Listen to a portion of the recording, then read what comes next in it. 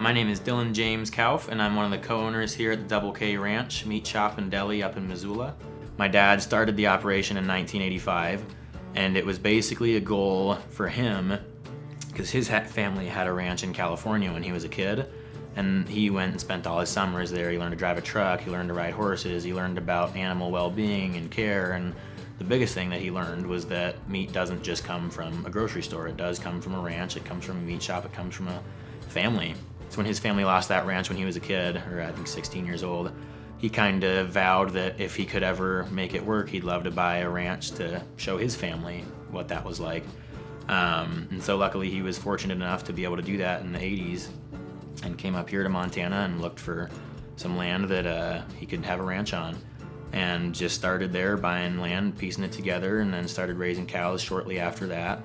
And then we were pretty much just a family friend cattle operation where we would raise a few beef, we'd have our beef, we'd sell it to some friends, and that was it. And then in 2000, he built part of this butcher shop that we're in right now, and that allowed us to be able to process our animals on site, not have to take them into any other plants. But it was still just custom, it was still just for friends and family. It wasn't state inspected at that point. It was just to be able to kill our beef, keep them for us, send them to neighbors, and all that kind of stuff. And then in 2008, with the stock market crash and all that, we had to sell some of the herd and kind of rethink everything. And then we slowly decided to start rebuilding, and then I took over in 2019. And that's when we decided it was kind of, and everything was getting more expensive, and it was more expensive to keep a ranch. So we decided we really had to make it into something and get it under state inspection and create some products like the salamis that we could sell all over the state. So that was kind of our goal, was to take it from this friend and family ranch and really make it into something where we could provide restaurants, we could provide the local market a little more. My whole life I'd loved cooking, I'd loved food, I loved restaurants. My family is just a big foodie family. We've always had our own beef, so we barbecue, grill, cook a lot. And so I just decided to drop out of college and go work in some restaurants and see how I liked that life. And I started working at a resort and then worked at a couple restaurants in town. And so I started working here when I took over the ranch when I was 22 years old, so I was pretty young at that point. And so it was basically a challenge that I saw restaurants dealing with. It was tough to get local produce, and then when I tried to get our meat into local restaurants before we had any of this done up, it was very challenging. You'd have to bring it to a different shop, get it processed, get the right cuts out of it. And a lot of restaurants, they just want like ribeyes or burgers, and you get a lot more on an animal than that. And it's not really the restaurant's fault, because it's just become so challenging to do that. The commercialization has taken over everything, where it's a lot cheaper to get stuff from a big distributor. And especially here in Montana, you really only have a good few months of growing season to get local produce. So in the winter, fall, winter, early spring, it's tough to get all the produce you need locally grown. And if you can find it, it's usually a lot more expensive. So just having it in the family and loving restaurants and the food life and all that, but really the local is what got me into really wanting to run the ranch and take it to the next level. I was working in restaurants and I met a buddy of mine, and we just had this idea of trying to start a restaurant that used only our meat, only local produce and all that. And then COVID hit. So we decided not to open a restaurant because that was not good timing. And we figured we could just come down to the ranch and take our facility that we'd already had. We just had a little butcher facility that my dad built in 2000, and we took that and fixed it up just a little bit so that it would be state inspectable, and we started making salami, because there's no meat shops really in the state making salami when we started, and now we're one of two. There's only one other guy making salami in the old world way in Montana. It's a tougher product to make. It takes about 3 months for a lot of them to dry, so you have to let it sit for a long time. Things can go wrong. We've got our recipes and everything pretty honed in where we don't have any issues anymore, but there's a definite learning curve when you start where batches go wrong. You're keeping it above refrigeration. If you don't do it right, it molds or it rots or goes bad. So that's the fun product that we really started this whole business with salami. And then we started doing prosciutto and copa and some whole muscle products as well, which are also dried, and those take some of them upwards of 6 to 8 months to dry, or even a year for some of the prosciutto. But so we have all the variety of salamis, whole muscles, all those Italian, French, Spanish cured meats. And then we started doing all the steaks and sausages, because with the salami you're using all the offcuts and the trim and all this stuff. You know, you're not using ribeyes and New Yorks and tenderloins in the salami. But since we only process our own animals and we weren't buying in any boxed meat, we ended up with a lot of ribeyes, New Yorks, tenderloins, all that stuff. So we learned quickly that we had to start selling steaks too, because we didn't want to grind those. So we started selling steaks and then roasts, and then we figured we'd make some fresh sausage, and now we do smoked meats and bacon and ham and pastrami. We now, in our deli, we're doing terrines, which are like fancy meatloafs where you basically you make a meatloaf that's really nice, and then you slice it up and you can put it on a charcuterie board and you eat it with cheese and crackers. So we're kind of trying to hit every product you can with meat. Instead of mass producing one type of thing, we like to make all the different little products we can and sell them direct to consumers, so we can have that face-to-face with the customer and, you know, see what products they like. We have a lot of people that have a different heritage or a different background, and they suggest a new sausage or a new cured meat or a new salami. And we've definitely done that before. We've tried to make new fun products for people that might be outside our wheelhouse but give us something new to try. In Montana, at the Montana Meat Processors Association in, I believe, 2021, we won an award for one of our salami, our Selway salami, which is just our simple traditional pork salami. It has kind of a fennel flavor. So that was pretty awesome to win that, because that was only about a year. Actually, that was the year we really got everything up and running at the state inspection level and had all our employees and our slaughter floor and all that. So that was pretty neat to win that one. And then this past year at the American Association of Meat Processors, AMP, we won for our Copa, which is a whole muscle dry cured pork product. And that's actually one of my favorite products that we make, so it was really cool to win for that one. And then we've also got a couple best fair food trophies and stuff like that at the local county fair and stuff like that for our burgers and everything. But yeah, the Salami Award and the Copa Award were pretty great to win those, and we plan to keep going back to those shows and trying to win more if we can. So yeah, we pretty much like to make anything we can. But there's still, I mean, there's hundreds of products you could make that when we go to a meat show, there's 30 categories of different products you can enter, and we still only hit 7 or 10 of them. So it's infinite, really, the products you can make out of meat. So to have it be so dumbed down to just a few, you're just losing all these great things we could be trying and enjoying. And it's boring to me if there's only a few products. It's more fun to have variety and to try new things. And you have this one salami, you really like it, but then you haven't had it for 3 months because you've tried so many other different ones. You're like, oh, I gotta try that one again. It's been so long.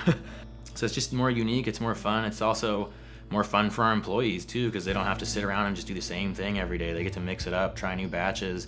They typically don't make the same thing for a couple months because they make it. We have a batch for a while and they just keep making other stuff, and then you run out of that batch and you remake it. But to me, it's just more fun for everyone. It's more fun for the customer. It's more fun for our employees. It's more fun for me. We get to try new products. We get to make new things. And then we're not losing any history or culture too, because a lot of these have been made for hundreds and hundreds of years.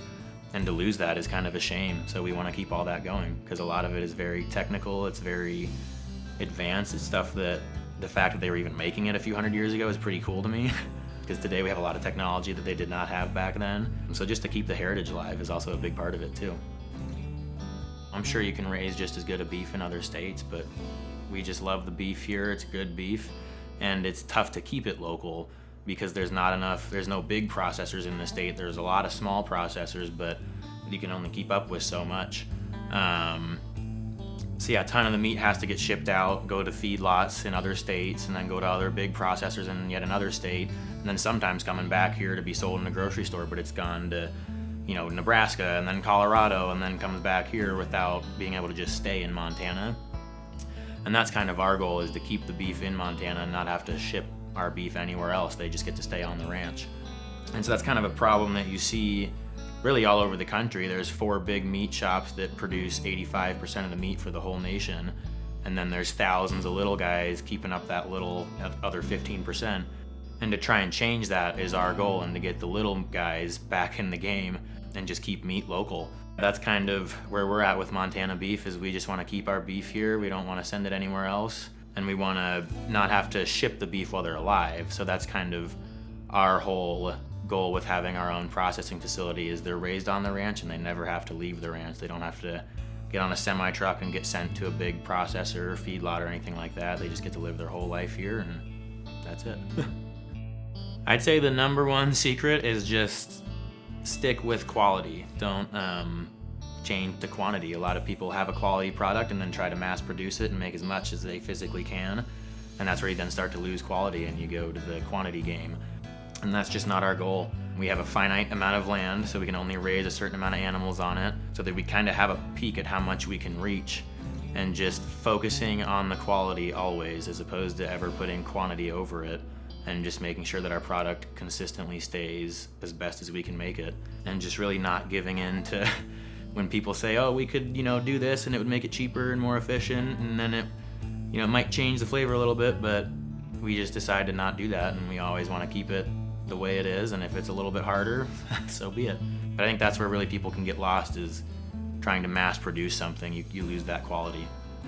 So yeah, our goal for the future would basically be to help other ranches grow like we've done. If we can help, just starting with 10 ranches and then go to 20 ranches and go beyond that, the goal would be to give them a design of a meat processing plant that they could build on their ranch, and then be able to just do everything in-house and not have to ship their animals away.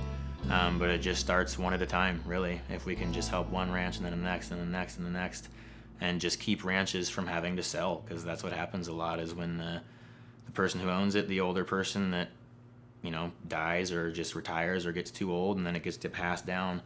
It's usually costs a lot to inherit, it costs a lot to keep up, they've moved on to other jobs, and it just gets sold. So if we can help it keep it in the family, keep ranches alive, just one at a time, that would be our goal. In college, I did a semester abroad, and that very much so opened up my mind to just new cultures, new ideas, different things. I was able to be, alone, not alone, but not with family. It was just me and some friends and kids that were also in that program, and you just got to explore. So that really opened my mind to all these different meats that we make, all the salamis, all the dry cured things. You go into any store and shop over there and they have a prosciutto leg hanging from the ceiling, and it's just a lot different of a culture. Like, they just always eat cheese, meats, wine. That's like the lunch over there. So that kind of opened my mind, and that definitely created a lifestyle in me where I loved these salamis. I loved to, have that as a lunch, cheese, meat, and a glass of wine. You can't get much better than that. And so that really motivated me in my food life, to just look at those products in a different way. And then when we came to do this, that's why that became our number one thing, was let's do the European style meats that you just don't see here. So that was definitely a huge impact on my life. And then just working here from when I was 22 years old and being put in the mode of boss, having never really been in that position before, and having to teach people what to do and tell them what to do. I've definitely just learned a lot. It's been I'm still learning every day. It's a pretty unique experience to be in, especially because we are a ranch, we are a meat shop, and we are a deli. So we don't just raise animals, we don't just process them, and we don't just sell them, we do all of it. So it's an interesting logistical challenge to figure out how all three of those businesses work together, and it's been a big learning curve for me, and I've learned a lot, and it's just continually motivated me to keep doing this and keep local meat local. I'd say probably the biggest thing that's happened recently would have been COVID and the pandemic, and just all the craziness that happened then with the big meat shops ended up having to shut down for a while because they had so many employees in these plants, and they couldn't have them shoulder to shoulder on these factory lines butchering meat and not spread the virus, so they had to shut down just because that's what the government made them do. And then that caused a lot of meat to disappear, and there was empty shelves of meat and all that, when there were millions of animals still on ranches, still in feedlots, still all over the country to feed people, but there were just no processors that could keep up, because us little guys, we can't take on what the big guys were doing. You'd need a ton of us, which that's the goal. If there's a ton of little guys, it's more jobs, it's more local beef, and if stuff does happen, it's only, we have 3 employees in here butchering most days. Sometimes we have a guy come down from our deli. But those 3 guys can spread out pretty good if there's ever a pandemic or something like that, and we can keep operating. We didn't have to shut down at all, and we can keep families fed. And so to see that happen, that was a pretty unique situation where it was like, yeah, look, the grocery stores don't always have meat. They might run out, and it's a scary situation where you should look at the local ranches, look at the local farmers, look at the local meat shops, and try to support them as opposed to just the big guys out there. One other thing to mention would be the sustainability aspect of the ranch. That is one of our big goals, is to be good stewards of the land. Not only that, but also just the environment around us too. So yeah, we take all the inedibles from the ranch, all the guts, hides, bones, all the trim that you can't use, anything that's inedible. We take that and we compost it, and we get basically extra greens. We get shavings from a door company down the road, and we mix it all in. We make a bunch of dirt for the ranch that we can then spread on the fields. So we compost everything we can here. We recycle as much as we can. So all the plastics that get used, all the tin, aluminum, any cardboard, we take it all up to Missoula and it all gets recycled. And then we also have our solar panels here on the ranch too. There's 111 solar panels that during the summer will pretty much full-time power our meat shop. In the winter we get a lot less light and you'll get snow, so as the usage goes down. But in the summertime we pretty much fully power our meat shop, which is a great way to reduce our usage. So our goal here, besides being, besides raising healthy animals and the best animals that we can, we also want to be good to the environment and make sure that we're trying to leave it off better than it was before. And so yeah, with the solar, compost, recycling, we really try our best, whereas a lot of places kind of forget about a lot of that. We really do our best to be as good as we can to the environment.